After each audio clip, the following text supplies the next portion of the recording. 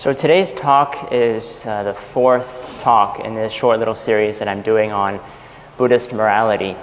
And so for the first two talks, I went into Buddhist morality, what are the benefits of upholding the precepts. And then starting last class, I talked about the first precept, which was abstaining from killing. And we went into a lot of detail last class regarding what is constituted as killing from the Buddhist perspective when we talk about Buddhist morality. For the purposes of time and for your benefit, it may not be overly helpful to go into too much detail. I think the final four precepts that we talk about will do so covering the most important points, but I think the fine details we'll leave out. The Vinaya is very extensive. There's a lot of literature on it, and in fact there's an entire school within the Mahayana Buddhism that's devoted to the study of Vinaya. So what I've gone through so far is just scratching the surface of what the Vinaya represents. And so going forward, if you have any feedback about any particular topics within Buddhist morality that you're interested in hearing, please let me know. One thing we should know about the precepts is that it's quite a tricky topic to talk about.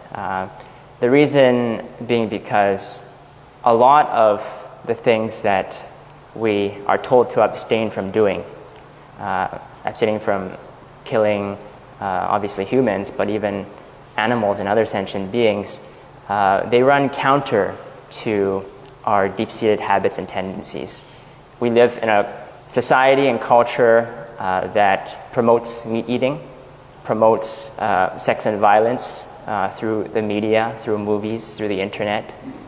And so it can be very difficult to accept that doing these things will lead us to suffering because we're so used to doing it. We've been conditioned by our past habits and experiences to think that it's normal to do these things. And so when someone tells you that you have to abstain from doing it, it can seem a bit difficult to accept at first. There's a saying that the ignorant person goes after pleasure and experiences happiness in the beginning, but it's followed by suffering in the end. Whereas a wise person may experience some suffering in the beginning when he embarks on his path to freedom, the path of practicing the Buddhist way and overcoming the defilements, because in the very beginning there will be resistance. Since time immemorial, we've been conditioned by our experiences, by our thoughts, and many of these thoughts are negative in nature, and they encourage and motivate us to commit evil actions that lead to our suffering. So in order to go against these defilements, it will entail some resistance and discomfort in the very beginning. But when we can continue to follow the way and set this goal for ourselves, as I mentioned before, we have to set a goal, set a vow that we follow, and that becomes the compass that we use on this path. Once we have that, then we can make progress step by step. And the precepts are obviously not something that you can perfectly uphold from day one. It takes practice and training to do so. The only person who can perfectly uphold the precepts is the Buddha. And all of us are still on the path to learning how to uphold these precepts. But the important thing is we should set the goal for ourselves and work step by step towards achieving that goal. Last week, I started talking about the first precept, abstaining from killing, and I ended on the first factor, which is object. Now, we have to know that in order to be considered a full violation of the precept, we have to have all five factors to be present. So the first is the object, and in order to be considered a major offense, it must be a human being. So any other sentient being, whether it be a deva, a spirit, or an animal, is not a major offense. It's a minor offense, and it can be repented. When the Buddha formulated this precept, he was mainly addressing humans or groups of humans. So we went over object last time, and so today I'd like to start with the intention, which is the second factor. Now, the intention is a very critical factor that determines the severity of the offense. So you have to have an intent or a motive to take the other person's life. And you have to knowingly and deliberately want to cause death to that someone. So by knowingly, I mean you have to be aware and conscious of what you're doing. You have to be conscious that this is a person and that you're putting an end to this person's life. So if you kill someone when you are sleepwalking or hallucinating, then that doesn't count as an offense because you're not conscious of what you're doing. Deliberately means that you have a motive or an intent to take that person's life. So say, for example, he took the life of someone you loved and you're seeking revenge against him. So that would constitute a motive to take that person's life. Or maybe he's your business partner and he's found some sort of information that can incriminate you, and so you take his life to cover up for your wrongdoings, then that's also a motive. Now, the third factor is the perception. So we must perceive that that object is a sentient being. And in the case of a major offense, we have to perceive that that person is an actual person in order to fulfill this factor. So an example would be, say, if you're operating a big backhoe and you perceive something to be a tree, and so you take it down, but then after you take it down, you then realize that it was actually a person. So you perceive it to be a tree, but it was actually a person. Now in that case, that would not be considered an offense, because at the time you did not perceive it to be a person. Now the reverse scenario would be you perceive it to be a person, but it ends up not being a person. Say it ends up being an inanimate object like a tree or a pole. Now in that case, that would also not constitute an offense, because even though you had the perception, the object was not a human. The object was a tree or a pole.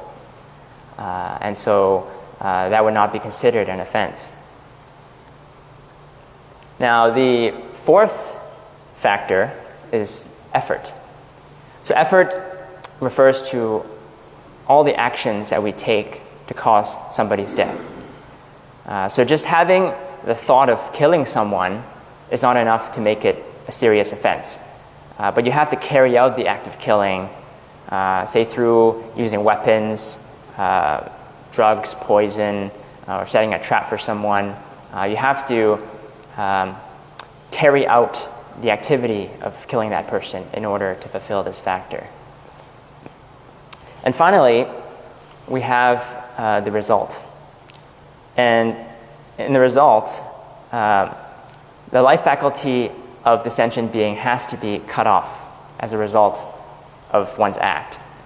So if that person doesn't die as a result of that act, then that's not a major offense. That's only a medium offense, and that can be repented. But say he doesn't die when you perform the act, but he suffers an injury, and he doesn't recover from that injury, and he ends up dying, then that would also be considered a major offense. And the reason for that is because his death was a direct cause of what you did to him.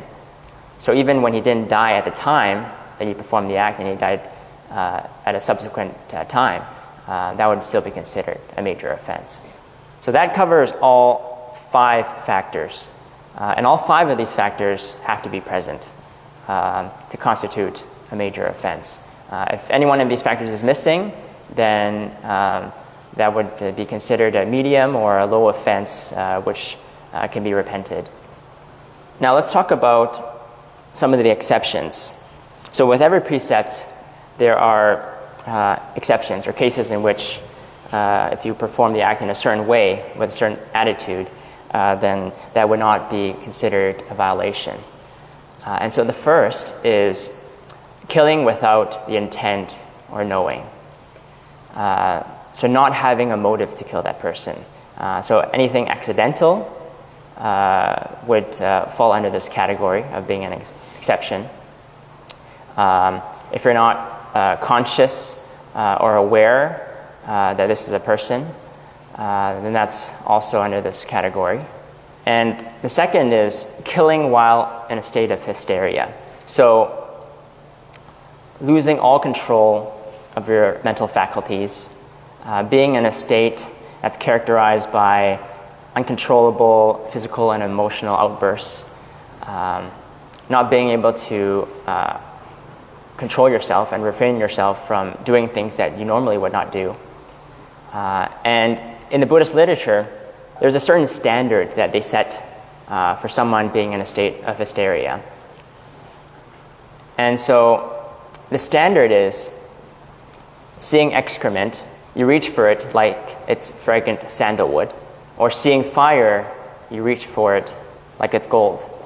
Obviously, someone in the right state of mind would not do these things. And so this is the basic standard that the Buddhist literature sets for someone who would be categorized as being in a state of hysteria. These are the few exceptions. Really, the most important thing we have to realize is if we don't have the intent or knowing when we're killing, then that is not a violation.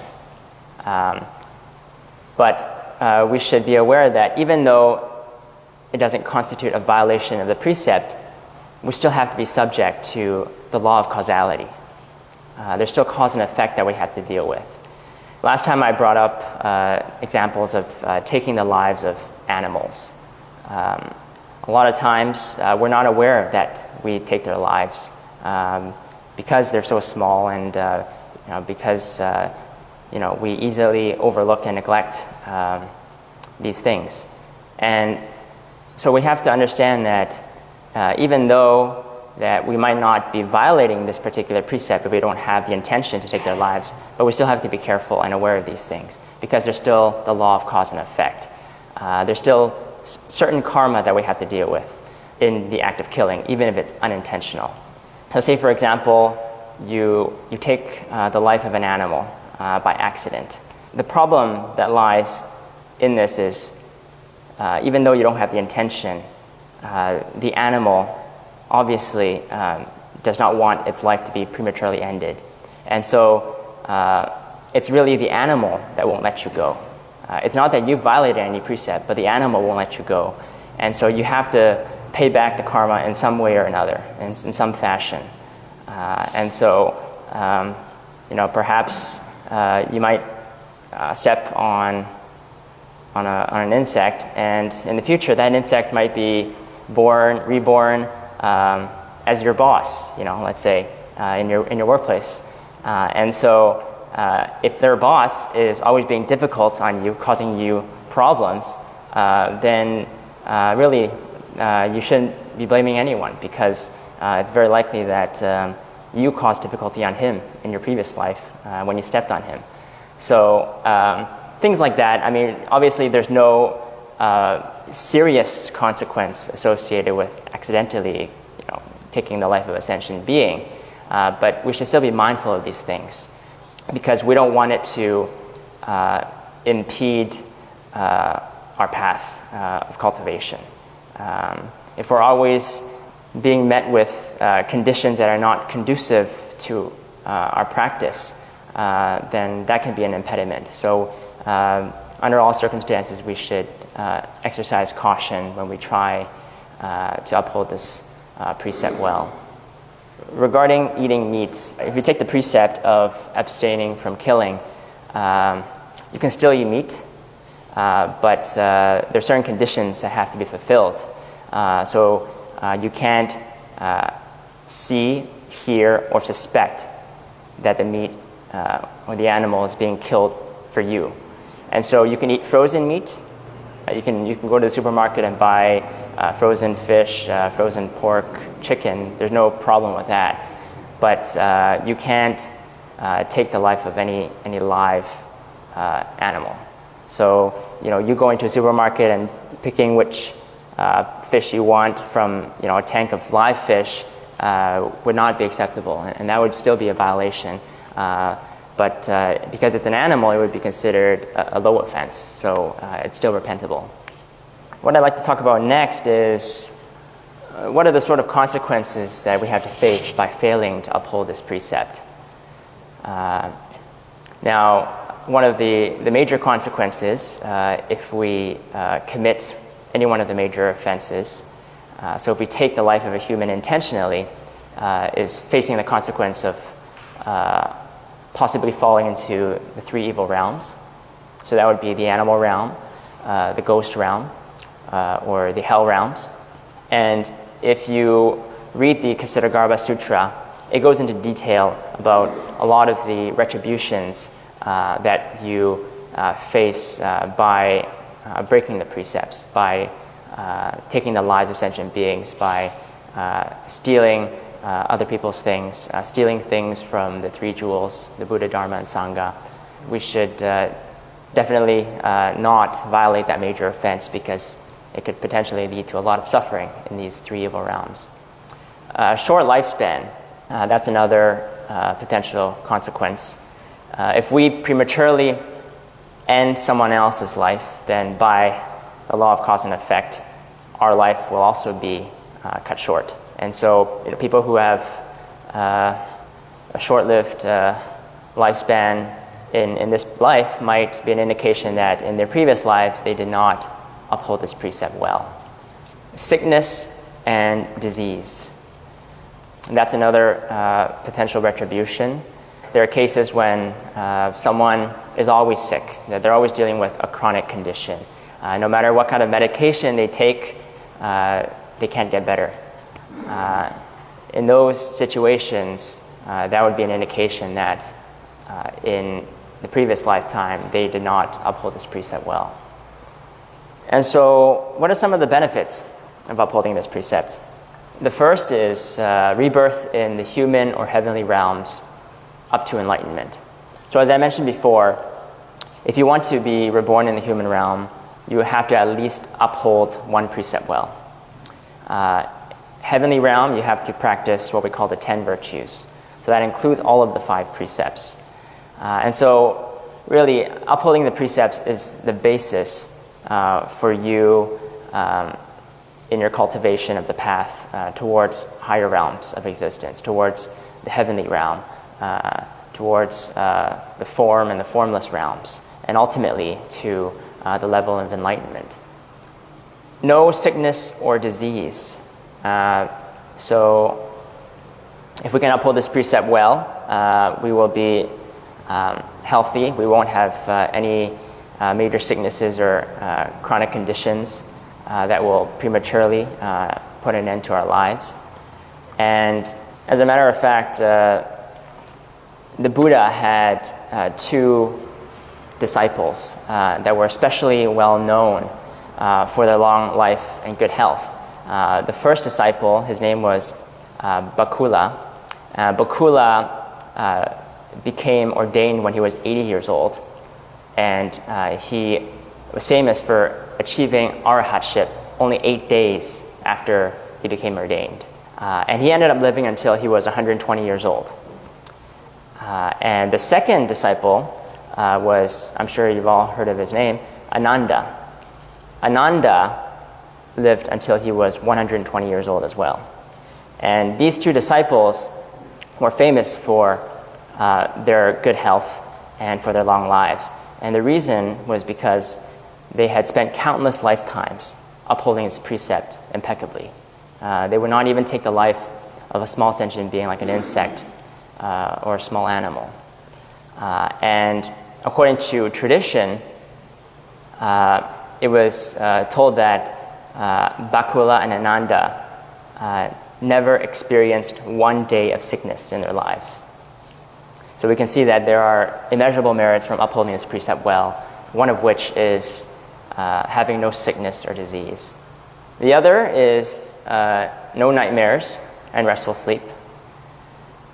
So if someone always has nightmares of them being chased by someone or them being pushed by someone over a cliff, then that's an indication that he has a stronger affinity to the lower realms. And the reason for that affinity may be due to certain karma that he committed in his past life relating to taking the lives of sentient beings. And so one who upholds this precept well will sleep well. And so that's another potential benefit of upholding this precept. Another one is longevity. And while we're on the topic of longevity, if we want to increase the lifespan of our own lives, not only do we have to abstain from violating this precept, but we also have to actively help in the freeing of the lives of sentient beings. So there's one particular story that I wanted to bring up. So there was once a Surameraya. So a Surameraya is a novice monk who's taken the 10 precepts. And this Surameraya was the disciple of an enlightened master. Now, this enlightened master, he had the ability to foresee the future. So the enlightened master, through his clairvoyance, saw that his disciple would die within 7 days. And so he called for him to come, and he told him to return to his home village, to spend the next 7 days there, and to return to the monastery on the 8th day, knowing that this disciple would not make it past the 7th day. The master knew that his parents would be devastated to hear about his son's death without being there when he died. And so that's why the enlightened master sent his disciple back home. 7 days later, the Surameraya miraculously appeared back at the monastery. And so the enlightened master saw that not only did his disciple come back with a completely different and changed complexion, but he was alive and he was very healthy. And so the enlightened master became a bit puzzled. So he sat in deep meditation and he entered into samadhi to find out what had exactly happened during those 7 days. And then he saw that during the first day, there was a torrential downpour of rain as the disciple was returning home. And after the rain had stopped, he saw that his disciple had traveled near a creek. And as he neared the creek, he saw that he came across hundreds of ants that were trapped on a mound in the creek as the water level was rising. Now, it was only a matter of time before the ants would be completely submerged by the water and drown. And so the Surameraya, out of his deep compassion for the ants, took a fallen branch and he made a bridge from the mound to the high ground where the ants would be safe from the water. And all the ants, one after another, marched across the bridge to safety. And so when the master saw what had happened during the first day, he called for his disciple to come in. And he told him, very joyfully, that 7 days ago, your life should have ended. And that was why I sent you home to be with your parents. But because of the compassion that you rendered to these hundreds of ants that you saved, you gained immeasurable merit from this great act of kindness. And so now not only has your whole complexion changed, but your lifespan has also been lengthened. And so many years later, this Surameraya ended up achieving arahatship, and he lived until he was 80 years old. So we can see that there are a number of benefits associated with following this precept. And if we can abstain from killing and help free sentient beings' lives, then we will be endowed with such qualities as no sickness, and longevity. The final benefit is cultivation of compassion. So by abstaining from killing, we allow ourselves to continue our practice in the Buddhist way. Because someone who does not follow this precept is essentially cutting off the roots of compassion within them. Compassion being rendering loving kindness and assistance to all sentient beings. So if you take someone's life, you're not rendering compassion, and you're putting an end to the roots of compassion within you. So it's important that we uphold this precept so that we can develop our compassion. Because as all of you know, compassion is the cornerstone of the Buddhist practice. And it's one of the defining features of being a Buddhist practitioner. And so by upholding this precept, we allow ourselves to continue to develop along that path to enlightenment. So that covers the first precept. And so I'd like to start talking about the second precept. Now the second precept is abstaining from stealing. Now this is one of the most complex precepts because stealing can come in very many different forms.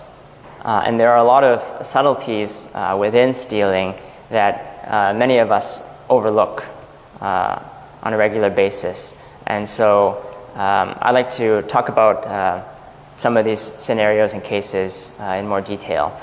But first off, let's talk about what the definition of stealing is. So taking what is not given through one's own effort, teaching others, convenient means, stealing by incantation, taking in trust, cheating or swindling, not repaying debts, tax evasion, and identity theft.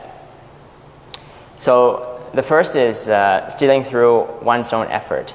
So if you instigate and plan to steal something, you carry out that intent and plan to take what belongs to someone else, and you either physically do it yourself or you have someone else do it for you, then that is considered under one's own effort. Teaching others, if you teach someone else to steal, whether it's for you or for that person, then that's also considered an offense under this precept. Convenient means. So what do we mean by convenient means? So say someone drops a bag of cash in your front doorstep. So you don't have to plan anything. You don't have to physically go somewhere to steal something. But it comes to you very easily. If you take it under those circumstances, because it belongs to an owner and you haven't ascertained whether or not that owner has abandoned it, then that would still be considered an offense. Stealing by incantation. So this is not something that's common nowadays, but back in the Buddhist time, in India, there were certain mantras that people could recite. And one of the particular mantras was used to resurrect the dead. So someone who had the ability would be able to communicate with a spirit, and that spirit would find a fresh corpse, a body that had not been dead for too long, who still may have certain faculties that have not stopped functioning. And that spirit would enter into that fresh corpse, and the body would be resurrected, and the spirit would commit all sorts of evil actions, like killing and stealing. So if that person, the perpetrator who invoked the spirit, had him steal anything, then that would be considered an offense. Taking in trust. So if someone gives you something to hold in trust for them, but you don't end up returning it to them, then that's also a violation. Cheating or swindling, if we use any deceptive means to take money from someone. Nowadays, in the corporate world, if you're in finance, it's very easy to commit this particular action of stealing. So say you're a director in your company and you want to find a way of making your company look more profitable. So you end up managing your earnings, you doctor your books, so that you can get more money from shareholders. That would be considered a violation. Or any other schemes that you can use, Ponzi schemes, what we heard about in the news back during the financial crisis, about companies and funds taking other people's money unlawfully and using it to invest in risky assets. That would be considered cheating and swindling. Not repaying debts. So you borrowing money from someone and not repaying them, that would be a violation as well. And tax evasion, that's one that we have to maybe encounter in our lives. And tax evasion also includes custom duties. So this is one of the ones that I didn't know about before until I started looking into this in more detail. So say you're in the airport and you're coming back from another country and you bring back certain items with you that should be subject to a customs duty fee, and you don't report it as you're walking through the customs area. And so because that fee should be owed to the government and you don't pay it, then that would also be considered a violation. And finally, we have identity theft. So using someone else's identity to obtain some sort of benefit.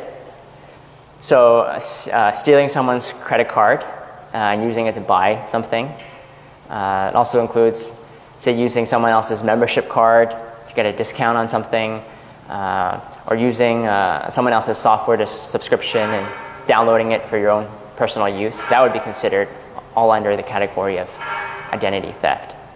The most important point that you have to understand with this precept is the object has to have an owner in order to be deemed as an offense.